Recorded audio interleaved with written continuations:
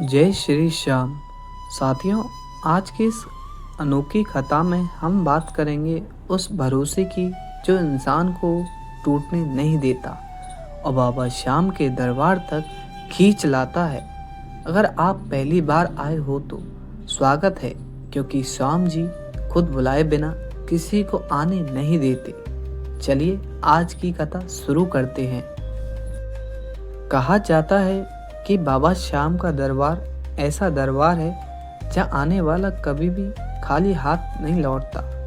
राजस्थान के एक छोटे से गांव में राघव नाम का युवक रहता था। दिल से सीधा मेहनती, लेकिन किस्मत के थपेड़े ऐसे की जैसे जिंदगी उससे कोई पुराना हिसाब बराबर कर रही हो। राघव की नौकरी चली गई, घर में माँ बीमार, जेब खाली और उम्मीद भी मानो घुटनों पर आ गई हो। लोग कहते थे श्याम बाबा पर भरोसा कर, सब ठीक होगा। लेकिन राघव के मन में सवाल थे, क्या सच में कोई मेरी सुन रहा है? एक दिन थककर रोते रोते मैं श्याम बाबा के दरबार पहुंच गया। वहाँ फूलों की खुशबू, भक्तों की आवाजें और बीच में सजकर बैठे बालाजी जैसे मुस्कान वाले बाबा श्याम। राघव ने कांपते हाथों से एक अर्जी का कागज उठाया।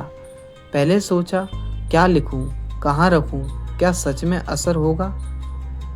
आखिर उसने सिर्फ इतना लिखा, बाबा मुझसे अब नहीं चल रहा, बस आप संभाल लो।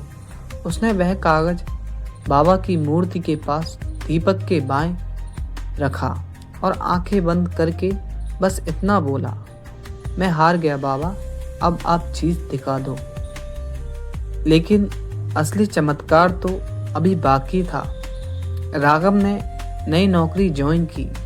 दिन बीतते गए और वह मेहनत का भाई पुराना जुनून बन गया। एक दिन उसके ऑफिस में एक बड़ी क्वाइट मीटिंग थी। सब लोग टेंशन में थे, लेकिन राघव बिल्कुल शांत। बॉस ने पूछा, इतना शांत कैसे? मीटिंग खराब हुई तो प्रोजेक्ट बंद हो जाएगा। राघव ने हंसकर कहा, सर मेरा बैकअप बहुत स्ट्रांग है, श्याम बाबा खुद देख रहे हैं। मीटिंग इतनी बढ़िया हुई कि कंपनी को साल का सबसे बड़ा कॉन्ट्रैक्ट मिल गया। बॉस ने राघव को बुलाकर कहा, तुम सिर्फ मेहनती नहीं, भाग्यशाली भी हो। आज से तुम टीम लीडर। राघव की आंखें भर आई। उसे याद आया वो रात जब उसने कांपते हाथों से कागज पर बस एक ही लाइन लिखी थी, बाबा मुझसे अब नहीं चल रहा, आप संभाल लो। और सच में बाबा ने संभाल लिया था। कुछ महीनों बाद वह फिर दरबार गया। इस बार उसके हाथ में अर्जी नहीं थी, इस बार उसके हाथ में धन्यवाद था। उसने बाबा को एक लाल गुलाब चढ़ाया और कहा, आपने मेरी सुन नहीं, आपने मुझे बदला है, आपने मुझे उम्मीद दी है। दरबार के एक कोने में एक और युवक खड़ा था, थका हुआ, टूटा हुआ, बिल्कुल उसी राघव जैसा जो कुछ महीनों पहले था। राघव उसके पास गया, मुस्कुराया और बोला, भाई अर्जी में ज़्यादा क्या लिखना है, मत सोचो, कुछ भी लिखो, बस दिल सच होना चाहिए। बाबा शब्द नहीं पढ़ते, वो भावना पढ़ते हैं। वो युवक रोते रोते बोला, क्या सच में असर होता है? राघव ने धीमे से कहा, मैं जीता जागता सबूत खड़ा हूँ। और यह कहकर उसने हाथ जोड़ दिए, जय श्री श्याम।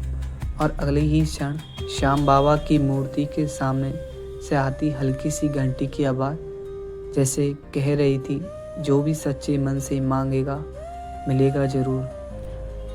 दोस्तों, अगर यह कहानी आपके दिल तक पहुंची हो तो बाबा श्याम के दरबार में अपनी अर्जी जरूर रखें।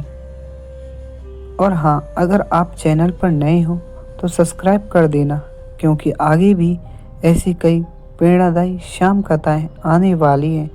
अपनी श्रद्धा कमेंट में लिखकर जरूर जाना।